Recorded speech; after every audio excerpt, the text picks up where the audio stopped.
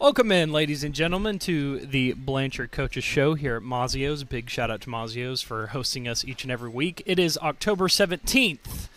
That is the date, the year 2023. It is the first segment of the day, which means I will be talking with Coach Craig here about last Thursday's score against Class and SAS. Blanchard coming out with the victory 40-12.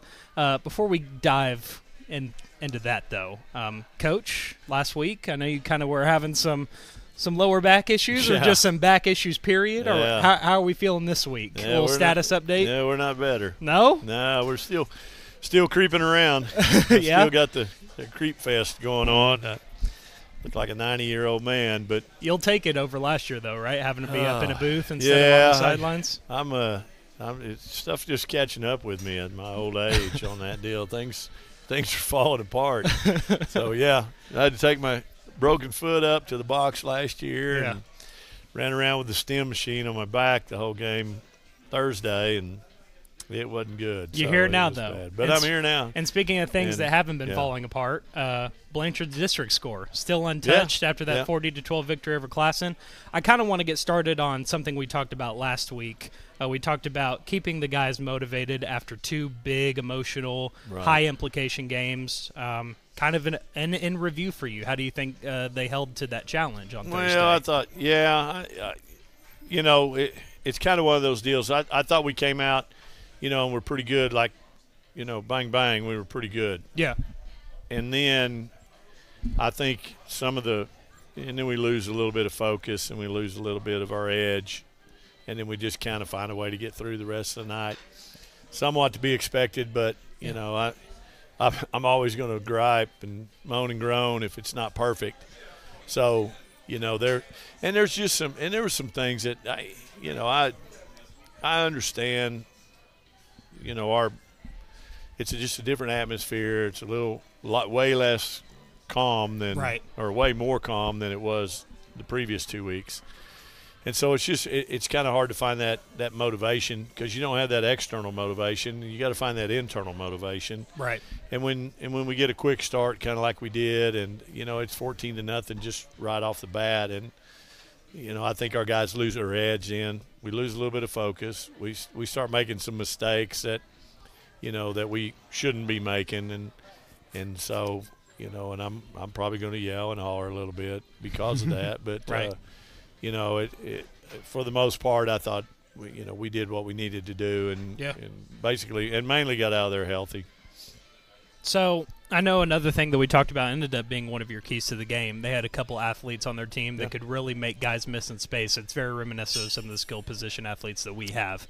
How do you think, for the most part, that they were handled for the night? Well, the green kid, he gets out in space, and we don't have very many guys that are going to tackle him one-on-one in space. Yeah. And we kept him bottled up pretty much most of the night, and I thought we did a pretty good job. We just had to have a bunch of guys around him, to get him lassoed. So it took us a little while to rally the troops. Sometimes it was one guy miss and then make another guy miss, but we didn't give him straight line runs, and so because he's dodging people, we're able to rally people up and get the posse there and get him lassoed. But he's a dang good athlete and tough to handle in space, and he wins a lot of one-on-one matches, and he makes a lot of our guys miss. But it seemed like most of the success when it came to plays like that, where he was having to make stuff happen by himself, if you kept him in that middle part of the field, he wasn't really able to do much. It seemed like most of that damage, when it came, the few moments it came, was during when he was able to get outside of that edge. Yeah, that that was some of the mental mistakes that we were making. When I was talking about, we're sending a blitz up the middle. And we've got to secure the edge, and we always talk about that. We can't.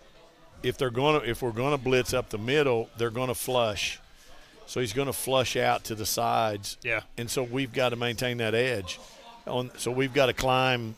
Our defensive ends have got to climb. Right. So they've got to kind of climb and keep him bottled in. And there were several times that we end up underneath, and then he's out.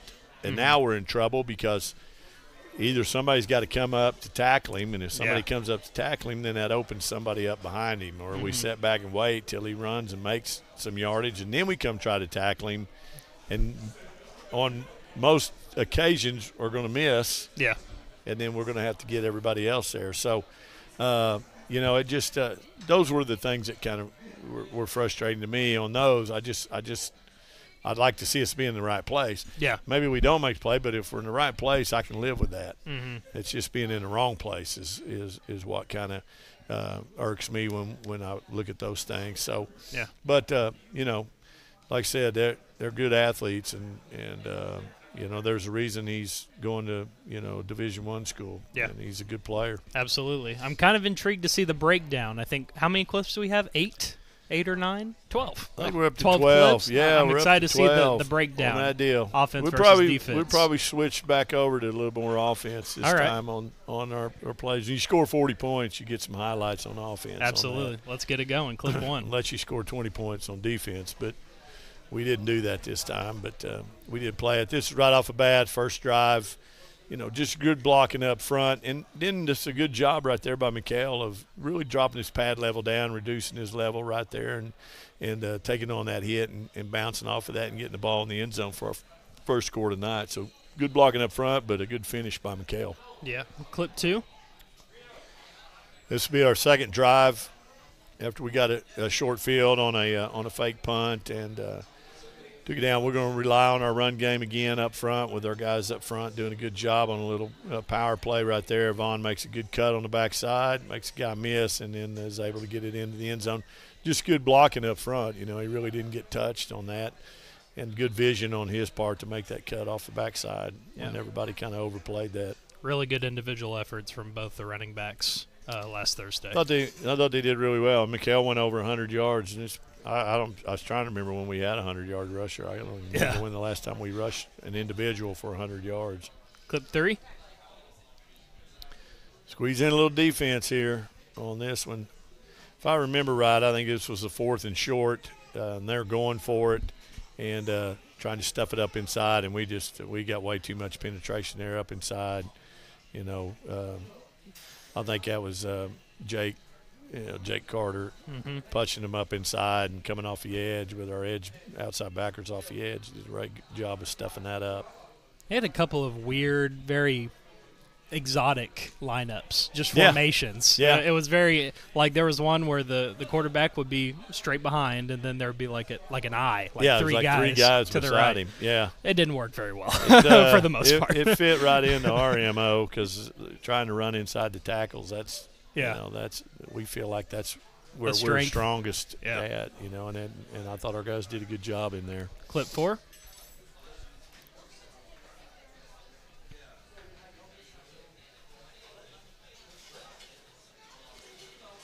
Getting a little check call right there. That's Carson's job to get us checked into the right play. We get a running a little counter right there again. Good stutter step by Mikhail and good power running down there. Just fell 1 yard short, about half a yard short of getting in the end zone. But as you can see, once again, I think Carson got us in the right play and we got that blocked well and and Mikhail bouncing off another guy, getting the ball down there. He just ran the ball hard. Very similar to the Vaughn touchdown. Pretty close to it. Clip 5. Back on O. Here we go. This was it's another little check route to us, and and Carson's making the check there. He's going to Brayson on this deal, and we're going to work Brayson over the middle on that. Let him make a break in front of the safety right there, and Carson puts the ball in a good spot right there, and Brayson goes up and makes a really good catch. Tough semi-diving catch right there, and pulled one in. And we dropped some balls earlier and some routine balls, but then we go and make a catch like that. So that was a heck of a snag on his part. Textbook definition of thread the needle right there. It was pretty tight window that we got it in. Clip 6.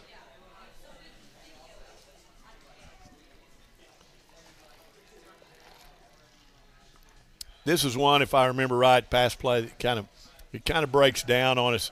We run the wrong route up top. Brayson ran the wrong route. It doesn't happen very often, but he runs the wrong route. So now we're in improv mode right there, and our guys do a good job. Hudson does a good job of really finding a window there Carson got out on the edge, and those two match up, and we just kind of played a little backyard football right there. And when you get in that scramble mode, and just get open, and he'll find you, and that's what he did. Probably my favorite play of the night right there. Just improvising. Just improv and instinctual football. Things break down, and let's just turn it into, the way we played in the backyard when we were little. Just somebody get open, and we'll throw it to you. That's right. Clip 7. Get back on defense. I know we had a few. We got some sacks finally on the year. We were able to get to the quarterback and get some sacks, and we do a good job of pressuring the edge right there and keep him in. As you can see, he's still hard to bottle up, but that's what I was talking about. Yeah, maintaining the edge, and we did a really good job there maintaining the edge, forced him to shut it down, and then Cade was coming from the inside, and then the rest of them rallied up to get him down. Clip 8. This should be another one of our quarterback sacks right here that we got. And I think I counted Cade having 3 on the night. But, once again, his sacks are a result of somebody else doing a good job. Yeah. And if I'm not mistaken, this might be Cade's sack right there. Yeah. See, we do a good job right there. We get a blitz up inside. Mm-hmm. A blitz up inside. Cade's working off the outside. The defensive end on the top does a good job of maintaining containment, forces him to step up under, and then Cade's able to get him down on the ground. So good team football right there. Everybody doing their job that leads to another guy getting a sack. Clip 9.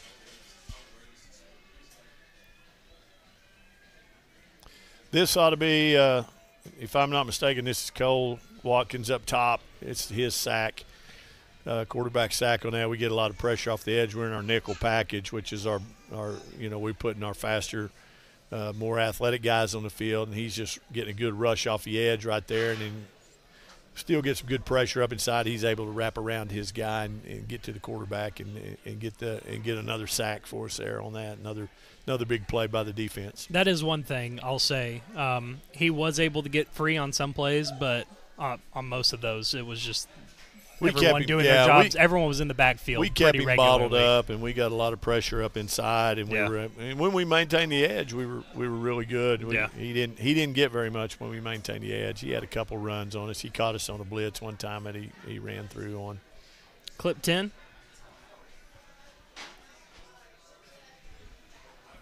I'll go out on a limb on this being another sack, but so I'm pretty sure that's what most of our defensive highlights were on this.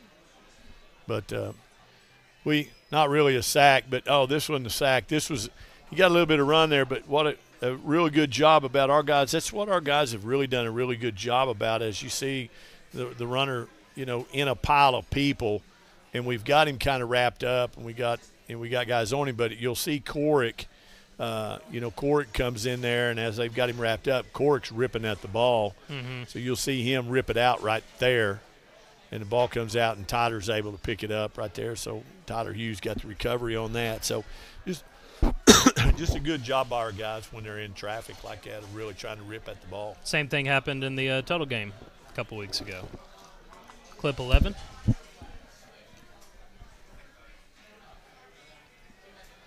Come back with another big touchdown run. Like I said, our guys did a good job up front. You'll see it again on this play. We're running another counter play, and we get, absolutely just blow a hole through that I think even me and my bad back and my broken foot thing could probably trotted through that one for a touchdown. So I got to see that again. That was a good job up front. And we're pulling, you get Ryder and Ross are pulling from left to right. Mm-hmm. Good down blocks on the top. They're blitzing off the edge, and we catch them, pin them out there, and we even get Ross through. He doesn't even have anybody block. But right. We timed that right, got him with an edge blitz right there, and that one block blocks 2, and everybody gets through. So big and easy touchdown right there. Okay, last up, clip 12. Last touchdown of the game right here. Vaughn gets his second touchdown of the night on this. It's a little power play. Well, that's kind of the really counter. We really run that counter. We run that with our tight end coming back, and blocking back on that. And so, HUD comes back and block. Blake Woods leads the way, and HUD wraps up and picks up backer, and Vaughn's able to scoot through to get it into the end zone for a big 10-yard touchdown run there for a last score of the game. Yeah. And that was a 40-12 victory for Blanchard, obviously, on a Thursday night last week. Who you got for me this week, out of curiosity? Terrence Johnson. Okay. And Rio Reynolds. All right. I got corner connection. I got Rio down first, so I'll do Rio, and then we'll do Terrence. But sounds good. You are listening to the Blanchard Coaches Show here at Mazio's. Big shout out to Mazio's for hosting us each and every week. We're going to take a short break, and I'll be back with senior Rio Reynolds. Support your school's booster club and get your business in front of thousands of potential customers. Talk about a win-win. Advertising packages start on this streaming station for less than $10 a game. Call 405-726-0835 or email adam@squirtle.com right now for more information. For more than 100 years, Oklahoma Career Tech has been training skilled and dedicated individuals, giving clear career paths to over 90,000 graduates a year.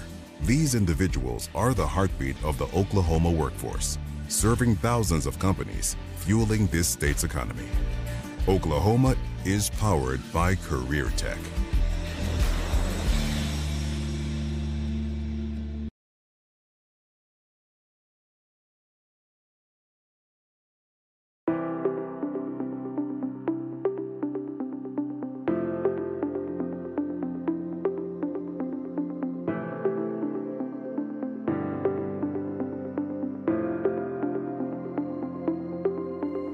Is it time for your school or business to purchase a new phone system? Give the experts at Versatile Networks a call. In most cases...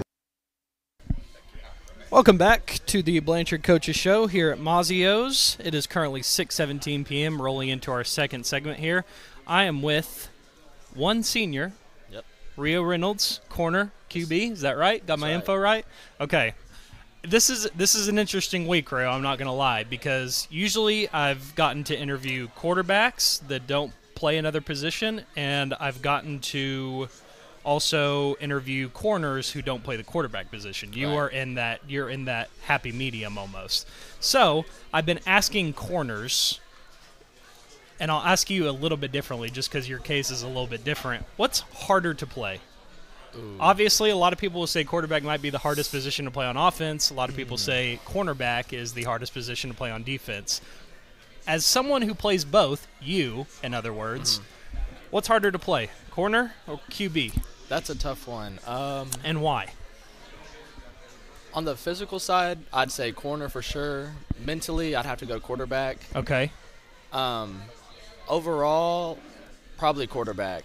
And I think that because at quarterback, you have to know what you're doing on the play, what the line's doing, what the receivers are doing, and you almost have to know what the defense is going to do too at the same time, and then still make the throw or make the run or hand the ball off right. Yeah. So I'd have to go quarterback, but it's close. So QB's a little bit more all-encompassing, if you will. Yeah. Cornerback, if you could sum cornerback up in a couple words, job-wise, because like you just did that with the quarterback, right? Give me the cornerback's job a little bit.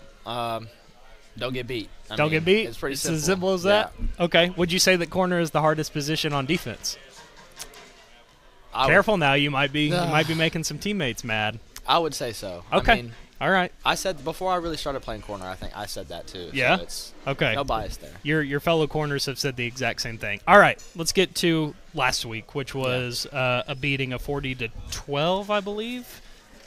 40-12 over Classen SAS. How do you feel the corners did against a couple of those Classen SAS receivers? I think we did good. I don't think we gave up too many completions, to be honest. I think the only real completions they got were a couple scramble drills and just running around in the pocket and threw it up. So overall, no busted coverages or nothing like that. So yeah. What were you expecting going into that game with the receivers? I know that their quarterback obviously was going to be able to make things happen, but what were you expecting out of that receiver room from Classen? We really thought the quarterback was going to play receiver because he had been playing receiver all year. So we knew they had some athletes, but they didn't run anything too complicated. We just got it all week. So yeah, I think we felt pretty confident going in. Just stay with your guy.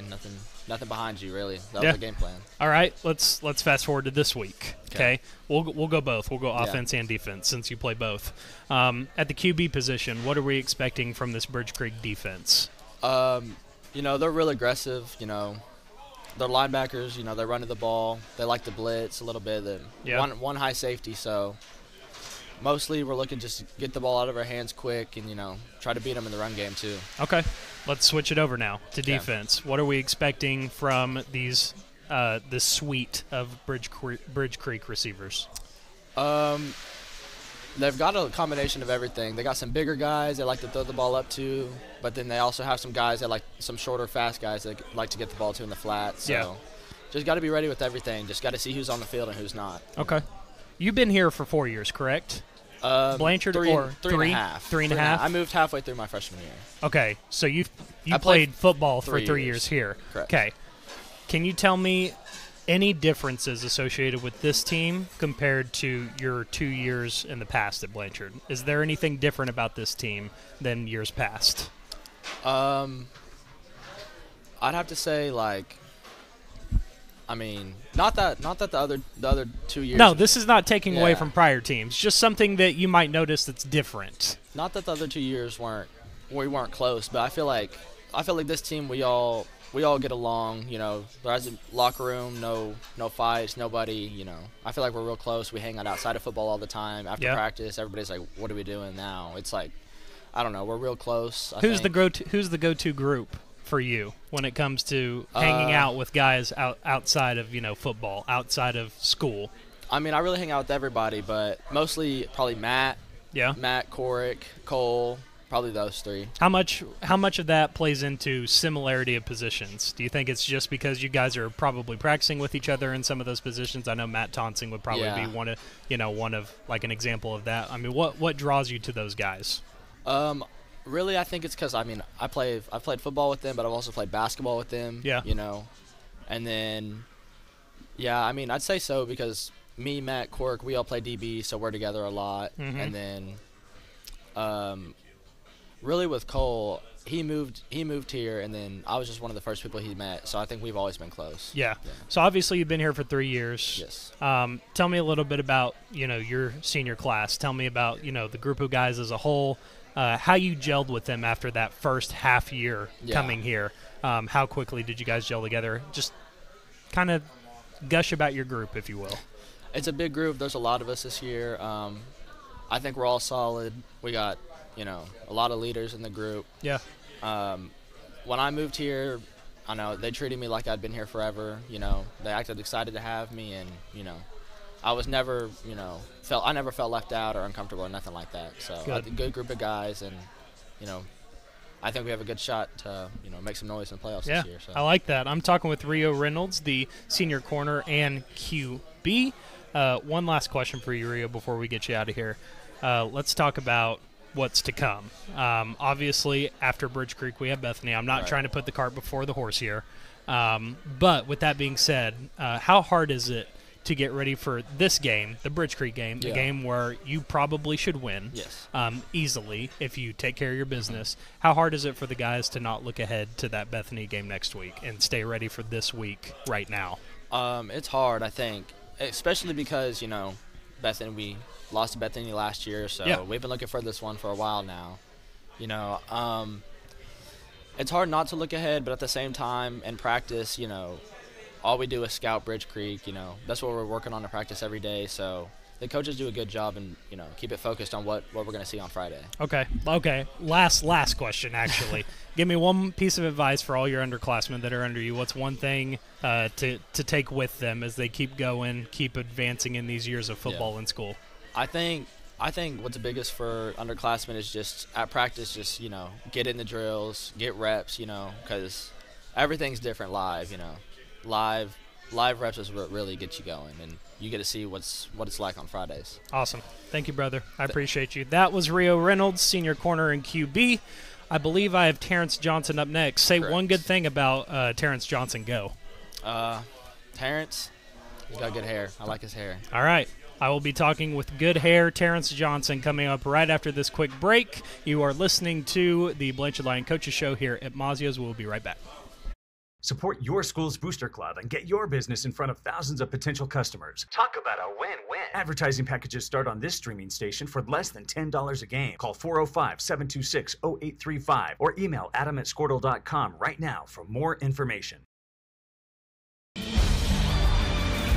For more than 100 years, Oklahoma Career Tech has been training skilled and dedicated individuals, giving clear career paths to over 90,000 graduates a year.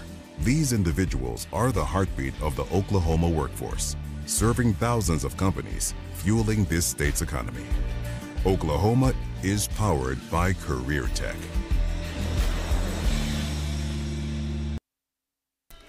Welcome back to the Blanchard Coaches Show here at Mazio's. Big shout out to Mazio's for hosting us each and every week. We are rolling into our third segment here, which means we're talking to our second player. It is currently about to be 6:26, and I am with senior corner and inside receiver Terrence Johnson. Terrence, Sir. I got a little bit of a note on you.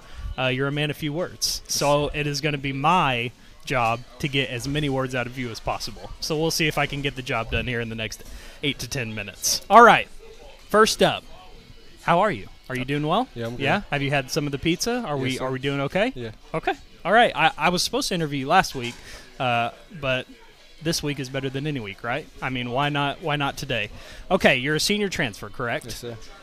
Tell me a little bit about that process. When you were coming over here, tell me a little bit about the team, how they brought you in, how quickly did you get, I don't want to say assimilated. I don't even know if assimilated. How quickly did you mend with the guys here this year? So I came in the summer, and then we had team camp and stuff, and then they were just telling me everything to do, and then I just did it. Yeah. Was there someone or a group of guys that you gravitated towards early in that summer, like someone that you hung out with or someone that made you feel a little bit more at home compared to the others? Yeah, Carson Cooksey. Carson Cooksey? Yeah. Okay. What was some of the things that he was doing differently compared to the others?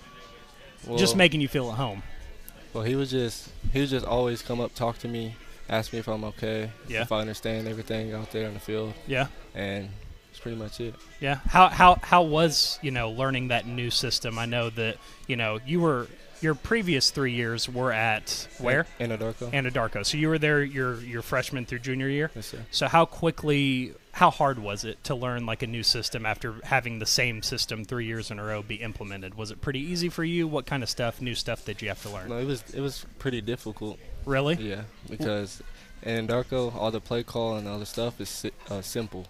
Okay. And then here, it's different because we go on different calls and stuff. Yeah. And different times. Can I get a little nerdy? Can you tell me like why it's so much harder than where it was? Well, there it's just we run the same play constantly. Just the same play over and over. I see. And then here we have a lot of plays and we execute them and run them. Okay.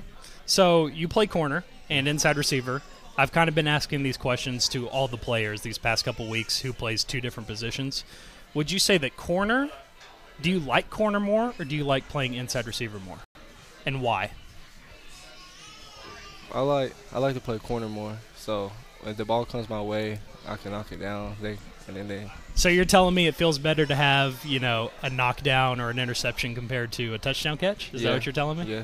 Why is that? Do you just feel more accomplished? I'm preventing them from scoring. Okay. You're just more of a defensive mindset. Yeah. Okay. What's I want to put this into the right words. We'll get there later. Let's talk about Classen, what we saw last week. How do you think the corners did against Classen? Well, we played good. They didn't really throw the ball that much. Yeah. They just ran their best player.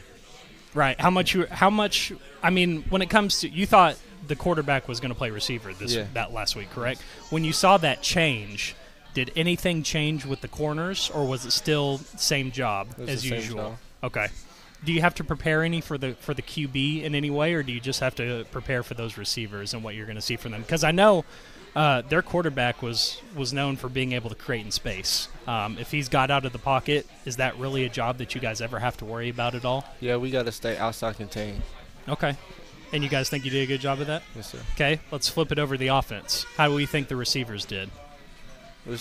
Well, they didn't play as good as they normally did, but they still. You're talking about our you team. guys? Okay, Yes. okay. Yeah, we didn't play as good as we normally do, but we still executed and got the job done and won. What kind of stuff were you preparing for their defense as receivers? What were you preparing for Classen? Like, what were you supposed to be expecting from them?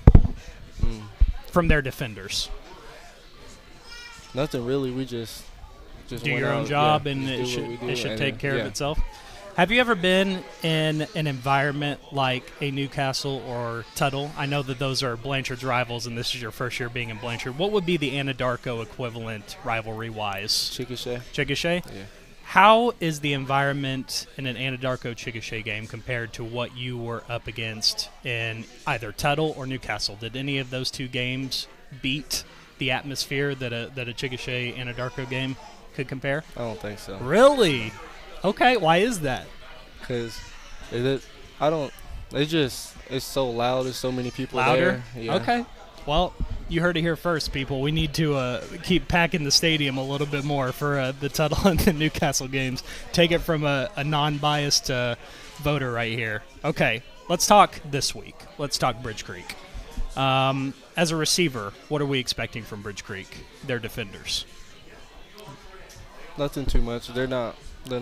We're better athletes than them. Yeah, so kind of the same mindset going into Bridge Creek as Classen. Just do your job and everything should take care of itself.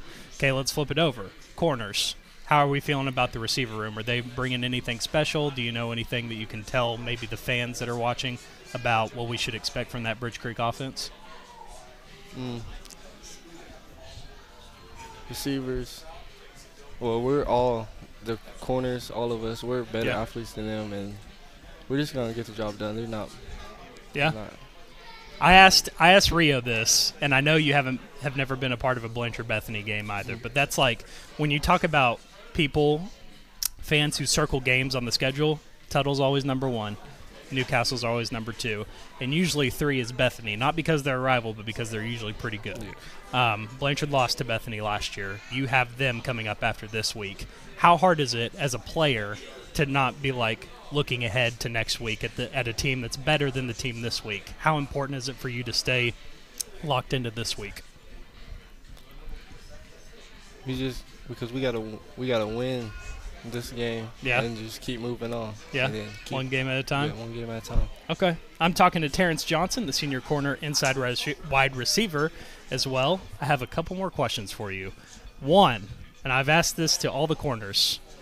People say that I would say linebackers, corners, and I think you could even throw running backs in there, are some of the craziest dudes on the field, as in like up here, crazy, because you're going to be having a lot of contact. You're going to be hitting a lot of bodies. What kind of gets you in that crazy mode at corner? Because corner is one of the hardest positions. I mean, what makes you want to go out and say, hey, I want to be a corner?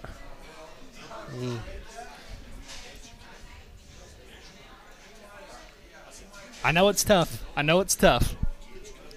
mean, how crazy are you? What's in your mind? What's going through your mind when you're playing corner? Guard my man. Yeah. Don't let up no big play. Yeah. Stay outside. I feel like it might be easier than you're letting on, or maybe harder than you're letting on. You make it sound pretty easy right now, but it truly is. When you're on an island with someone and you are the only guy keeping you from that guy scoring, it gets magnified a little bit. Okay, I asked this to Matt Tonsing last week, and I wanted to get your take on it too, because I know that you would give me some good insight. We had an album drop a couple weeks ago. For all the dogs. I don't know if you're a big Drake fan. My name is Drake, by the way, if you didn't know. I don't know if I said that at the beginning of the segment. Are you a Drake fan? Well, I don't really listen to him, but if he comes on, I'll let him play. Who are we listening to? What is the Terrence Johnson? Give me 3 Terrence Johnson playlist songs while we're going to be going. While we're going to be getting ready for this game on Friday. What are the 3 songs that we need to be listening to get us ready for the game on Friday? Well, I personally listen to In Control by NBA Youngboy. Okay. Six Flags by Babyface E.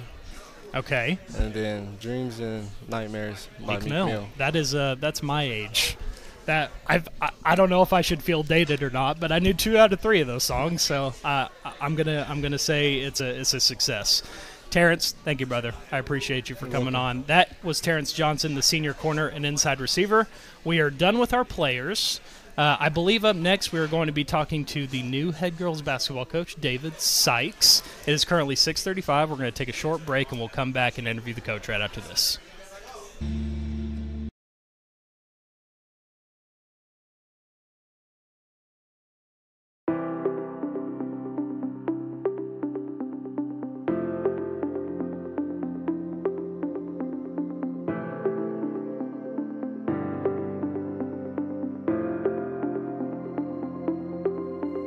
Is it time for your school or business to purchase a new phone system? Give the experts at Versatile Networks a call. In most cases, we can provide a phone system with brand new phones for less than your current monthly bill. Call us for a free quote today.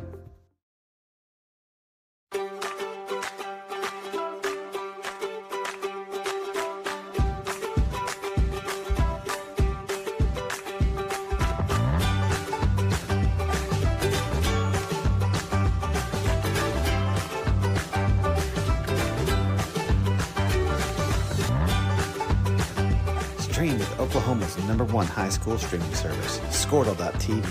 Find out more at Squirtle.com/stream. At Maples Nixon Diesel Horse, we've helped a lot of people, and our goal was to treat each and every person like a friend. And as a friend, we've got your back, always. We understand what you're going through. Being lawyers is what we do, but it's not all that we are. We care. We'll stand beside you throughout the entire legal process, not just as lawyers, but as your friends. We are Maples Nixon Diesel Horse, and we are here to help. The AMG team is based in Oklahoma City and delivers your organization revenue enhancement through a combination of data science, innovative marketing, and business automation. We think like owners and behave as long-term partners. Delivering measurable results for nearly 20 years has made the AMG team known for our ability to efficiently and effectively execute objectives. We're ready to help raise your organization to a higher level of success, so visit us today at theamgteam.com.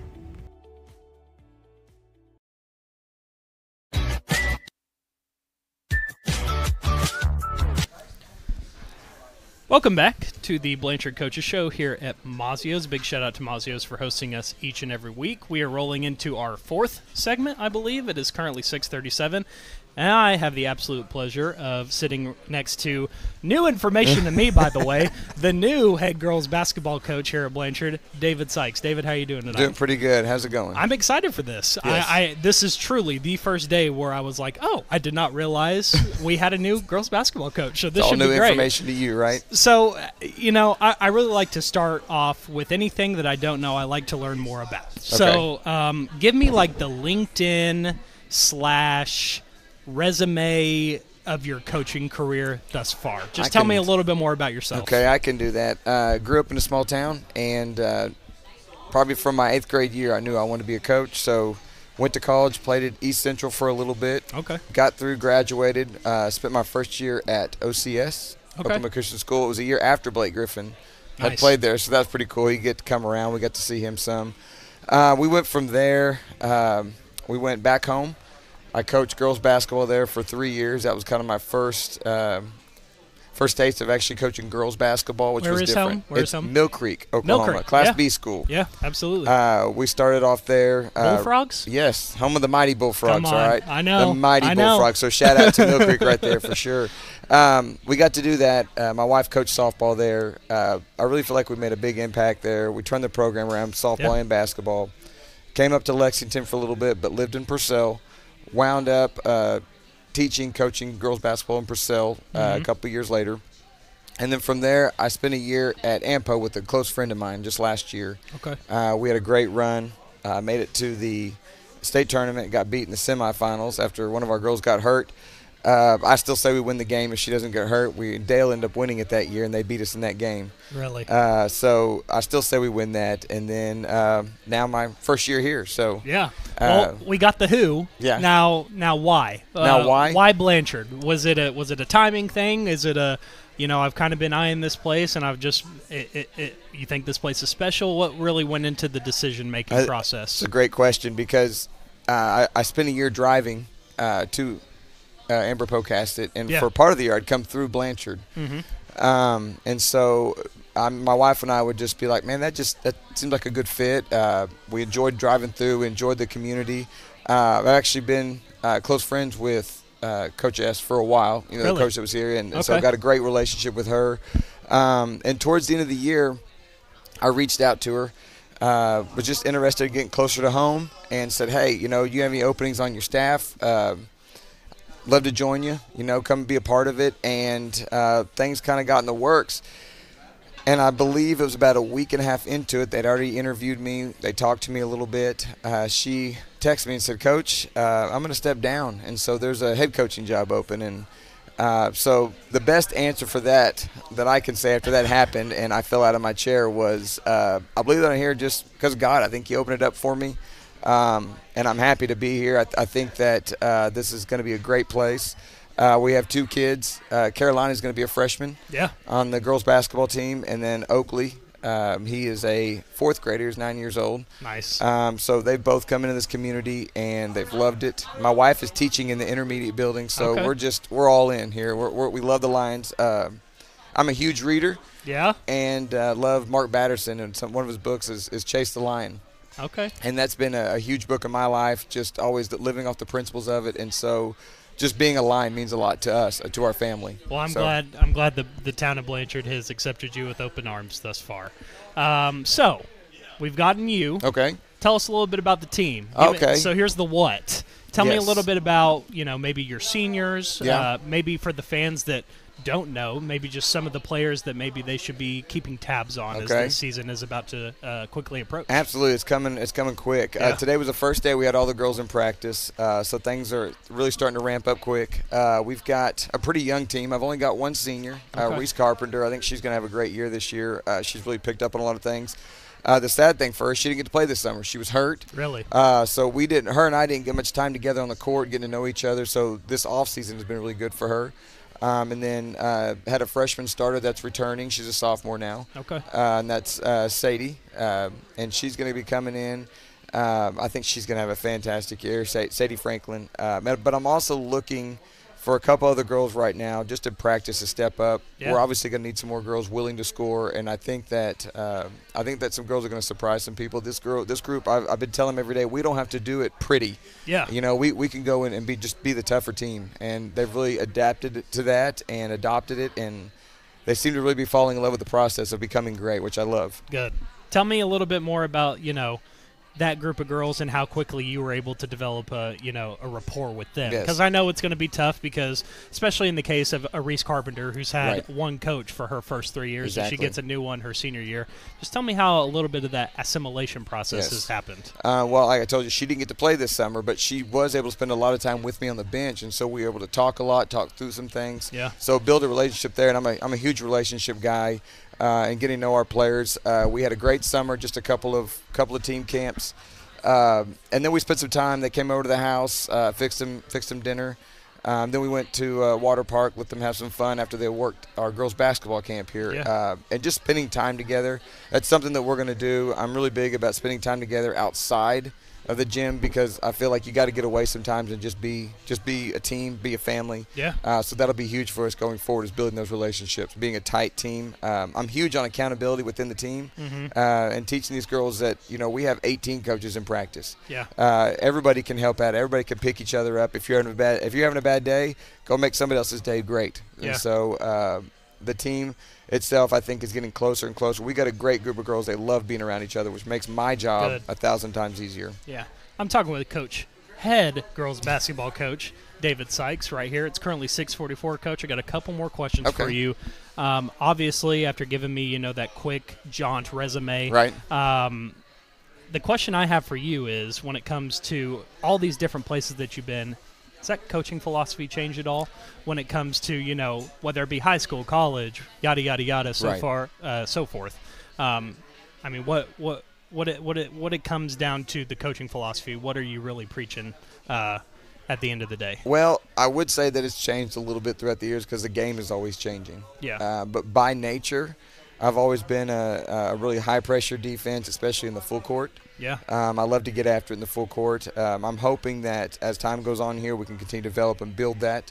I love to play a fast-paced style. Again, that's something we're working towards, trying to open things up, and that's it's not easy to do. I think some people think it's easy to get out there and go fast. Right. And everybody can run fast, but you can't always, keep control of the ball and those type of things. Yeah. And so one of the things I've learned to do over my career is try to be patient with that process, and not just jump right in and think we're going to get to it no matter what. We're going to build to that and be willing to take the time to make sure we're doing the right steps and building the right foundation. So while it's changed a little bit, by nature, I've always been that way because that's the way I like to play. Awesome. I've always wanted to play fast. I've always wanted to really get up and pressure defense and create havoc. Yeah. And again, not always got to be pretty. Sometimes you just got to go out and be gritty. Yeah.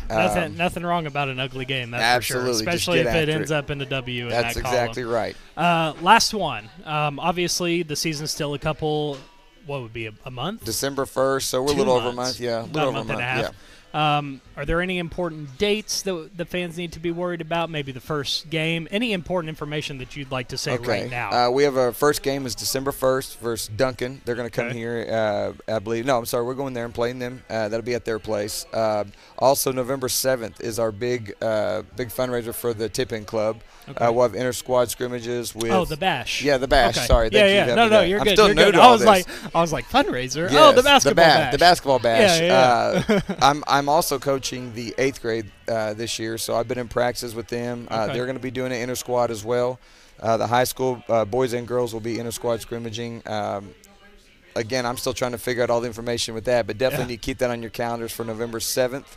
There's going to be a lot going on from what they tell me. So that's probably the biggest thing. And just keep your eyes on the schedule. I know we'll be dropping some schedules on our website to make sure everybody knows when all the games are. Just come out and support these girls. I know that they work hard. The boys work just as hard. And I know they want to put fans in the seats. Thank you, Coach. Absolutely. I appreciate it. Thanks for having me on. That was David Sykes, the head girls basketball coach. It's currently 6:47 p.m. We're going to take a quick break before rolling into our last segment with Coach Craig. You are listening to the Blanchard Coaches Show here at Mazio's. We'll be right back.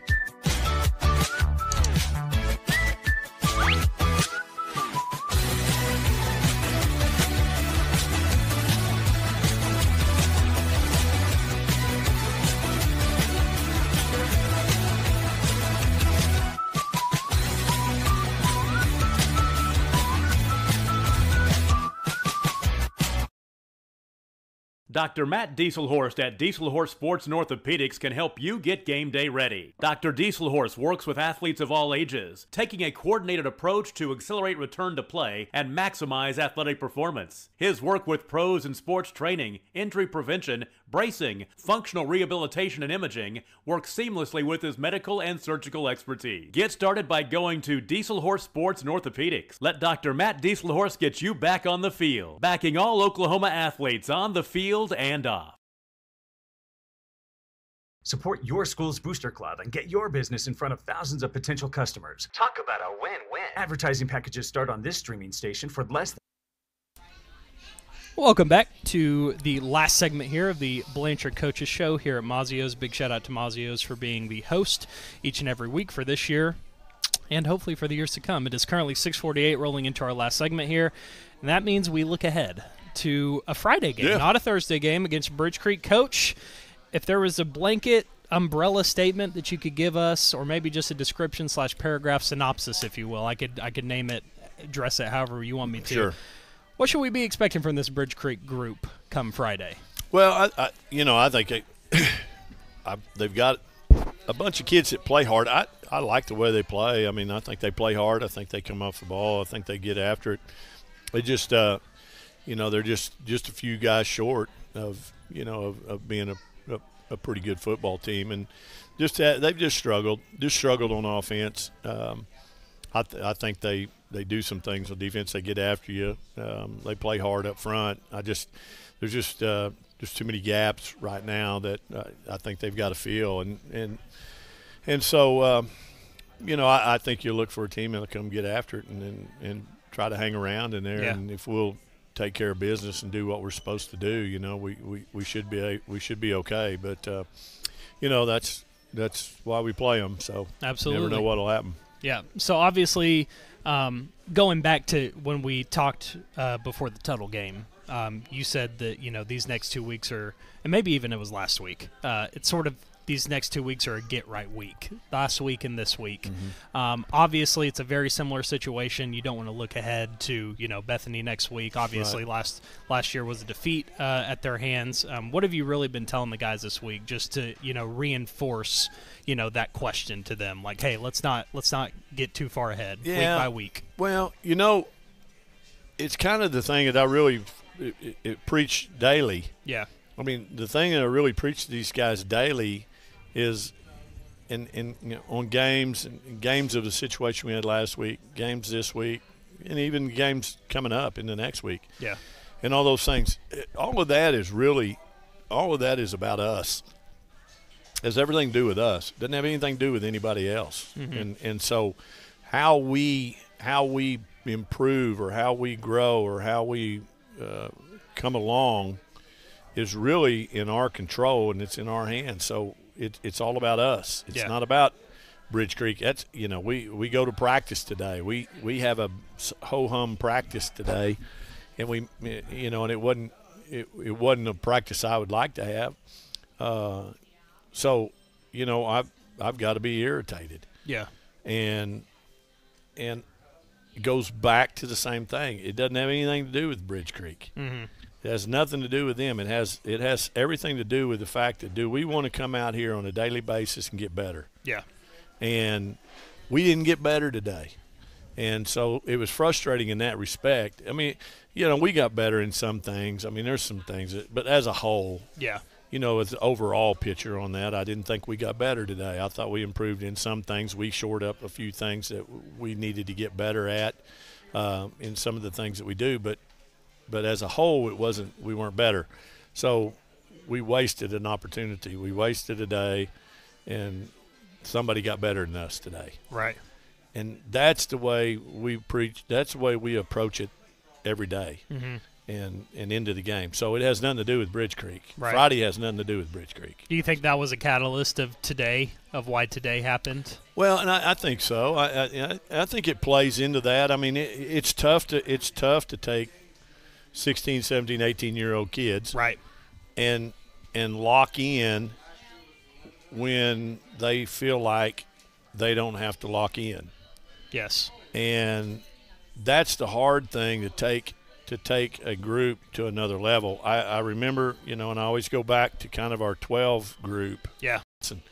If we're supposed to go out and beat the pants off somebody, then let's go beat the pants off of them. Right. Let's don't make this a 4-quarter game. Let's get if it's supposed to be over at halftime, then let's get it over at halftime. Right. And that was really the first year that started happening. Mm-hmm. That when we needed to beat somebody, we beat somebody. Yeah. And we got it over with, and we played to that, and it was we kind of started that mantra about mm-hmm.